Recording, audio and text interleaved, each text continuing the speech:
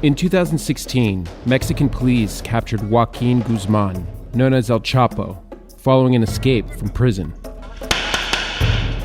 As head of one of Mexico's most powerful drug cartels, he had been subject to an Interpol red notice, an alert sent to police units across the globe to track down the world's most wanted criminals.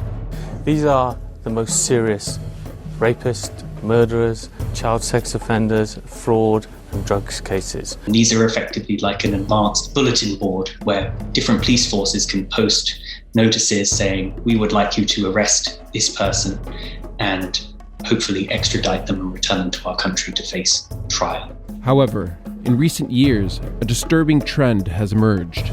There's been an increase in issuances of these red notices by authoritarian regimes, specifically to persecute and punish and hurt human rights activists and dissidents abroad who are not in any way, shape, or form engaged in anything dangerous or unlawful. So how did a system meant to help bring fugitives to justice end up also becoming a weapon for strongmen to abuse human rights? Being on the Interpol red notice list is a totally life-changing and devastating sanction. Effectively, you can't travel. Then any international border you cross, you'll be arrested. This is the story of Interpol's system error.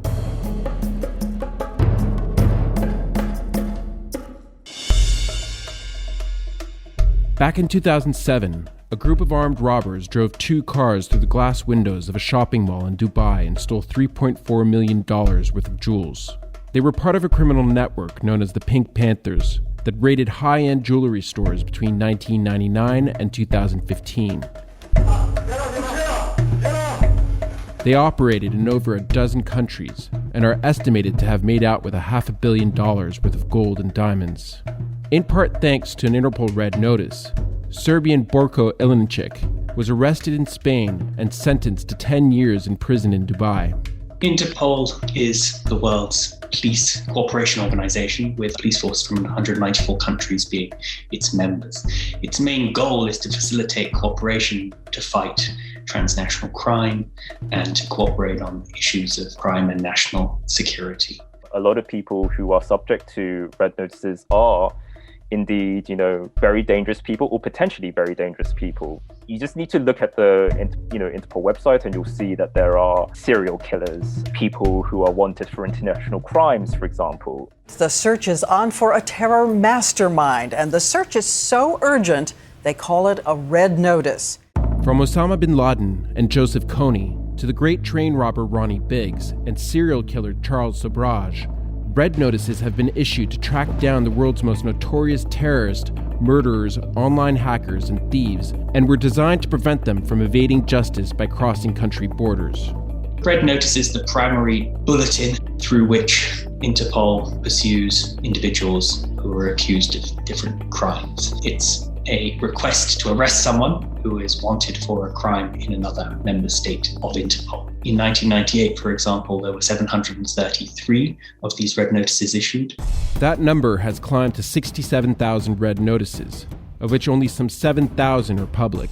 They are essentially a series of most wanted posters, and although Interpol has no power to arrest individuals, they do get to decide which notices are validated and disseminated across the globe.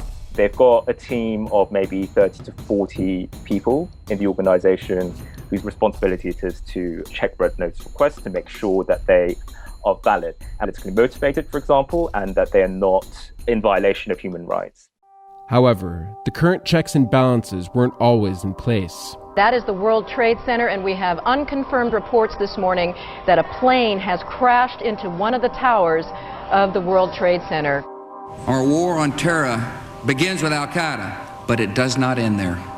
It will not end until every terrorist group of global reach has been found, stopped, and defeated. The World Trade Center attack sparked a global war on terror that increased the need for cooperation between different national police services around the world. In response, the head of Interpol at the time, Ronald Noble, helped digitize the red notice system, making it quicker and easier for countries to flag criminals to other members. Yeah, I believe intelligence gathering and intelligence sharing and then acting in a coordinated fashion is the future. Soon after 9/11, With a click of a button, red notices could be uploaded to Interpol's database and sent around the world. The number of red notices began growing exponentially, increasing by 40% in 2004.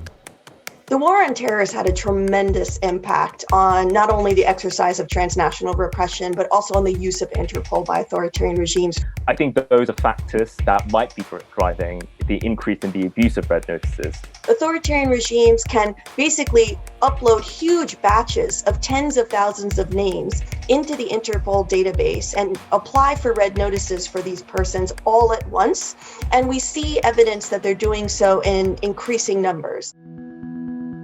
In 2012, the International Consortium of Investigative Journalists discovered more than 2,000 red notices had been issued by countries with restrictive human rights. Examples included Dolkanisa, a Uyghur dissident that China sought to extradite using a red notice, which Interpol has since canceled, or Manuel Rosales, a politician that lost to Hugo Chavez in the 2006 presidential elections, who was also scrubbed from the Interpol website. With other examples from China, Pakistan, Tunisia, Bahrain, and Russia. Interpol recognized there was a problem and stepped up its vetting process of red notices. In 2015, it introduced a policy which prevented notices being issued against individuals with a recognized refugee status. And a year later, it created a task force to review government submissions, ensuring they adhered to Interpol's constitution and the UN's Declaration of Human Rights. However, despite these reforms, cases are still falling through the cracks.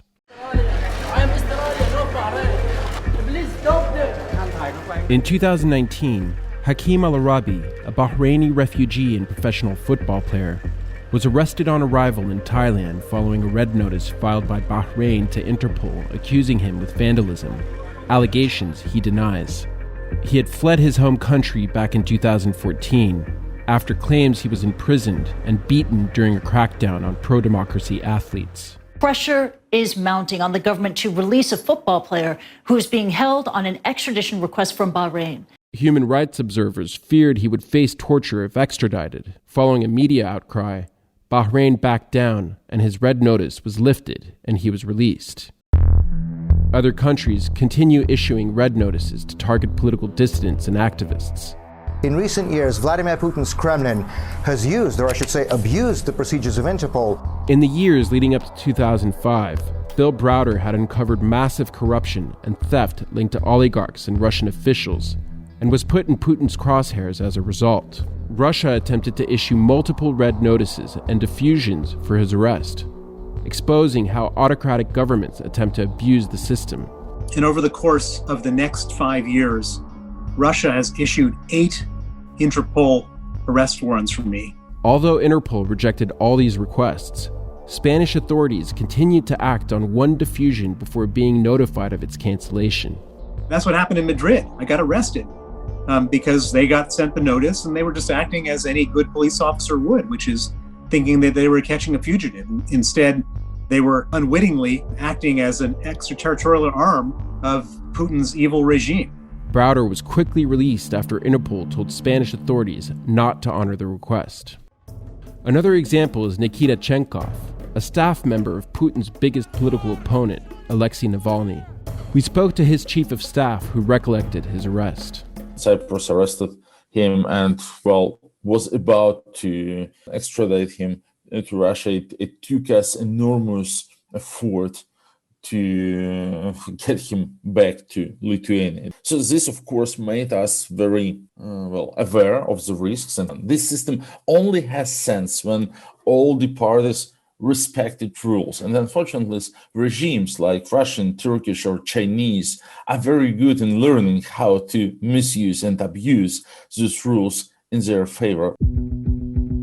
As Interpol attempts to stamp out the abuse of red notices, its lack of transparency remains a major hurdle.